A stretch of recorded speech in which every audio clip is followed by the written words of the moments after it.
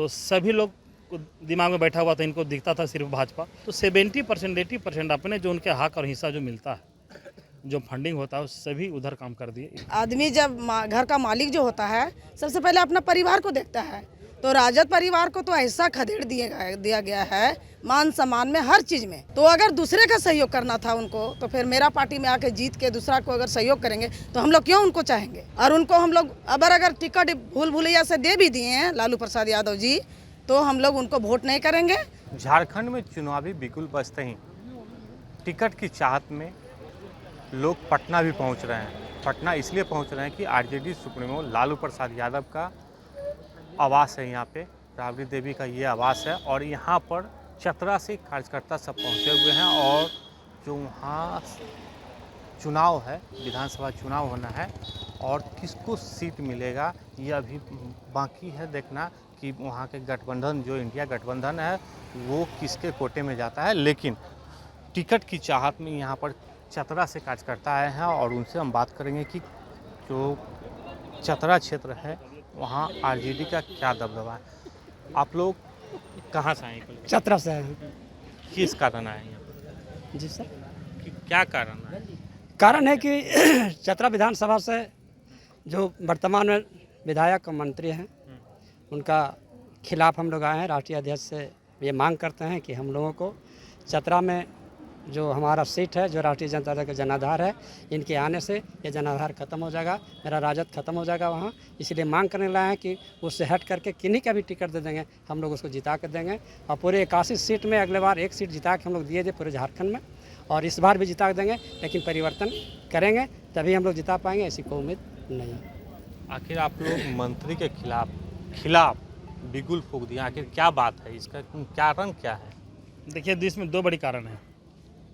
एक तो बड़ी कारण है कि जब राजद परिवार के लोगों ने जब उनके भारी वोट से जिता दिया और आदरणीय लालू प्रसाद यादव जी, आदरणीय तेजस्वी यादव जी और आदरणीय सुभाष यादव जी की कृपा से जब वो मंत्री बन गए, तो काफ़ी उम्मीदें थी लोगों में कि हम लोग इससे पहले भी 2 बार विधायक हम लोग अपने मेहनत से बनाए थे। तो हम लोग को लगा था कि कभी मौका नहीं मिला था मंत्री बनने का, इस बार मंत्री बनने का सौभाग्य प्राप्त हो तो निश्चित रूप से क्षेत्र का ज़्यादा विकास होगा, कार्यकर्ताओं का भी डेवलप होगा, विकास होगा। सभी लोग लगते हैं तो सबको कुछ ना कुछ उम्मीद होती है, लेकिन उन्होंने सब कुछ उल्टा किया।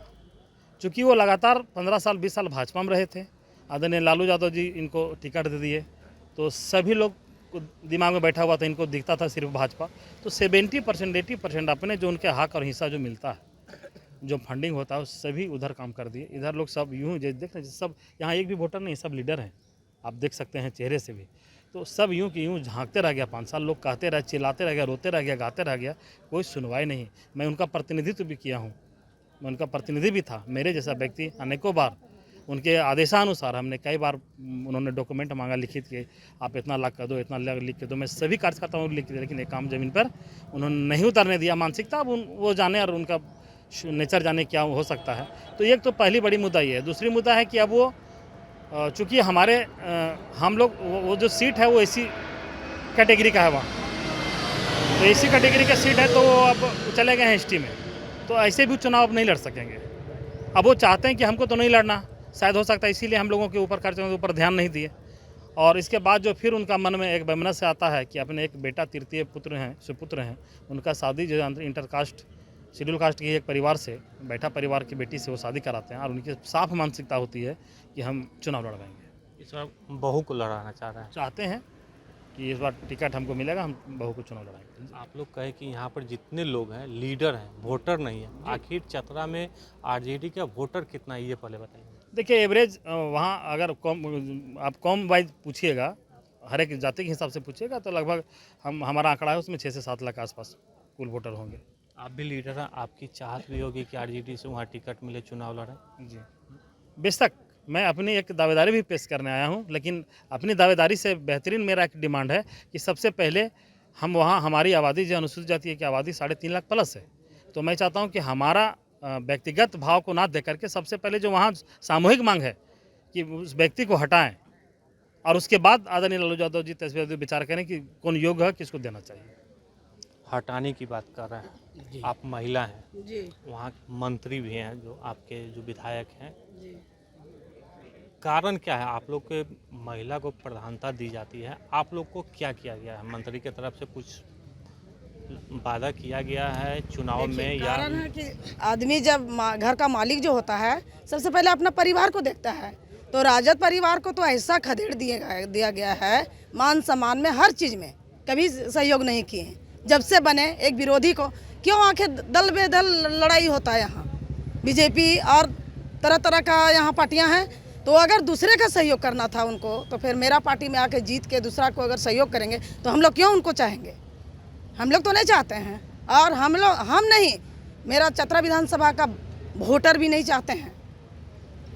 और उनको हम लोग अगर टिकट भूल भुलैया से दे भी दिए हैं लालू प्रसाद यादव जी, तो हम लोग उनको वोट नहीं करेंगे और हम लोग फिर अपना निर्णय लेंगे। हम लोग निर्दलीय भी लड़वा सकते हैं, अपना जो उम्मीदवार को हम लोग चुन कर देंगे।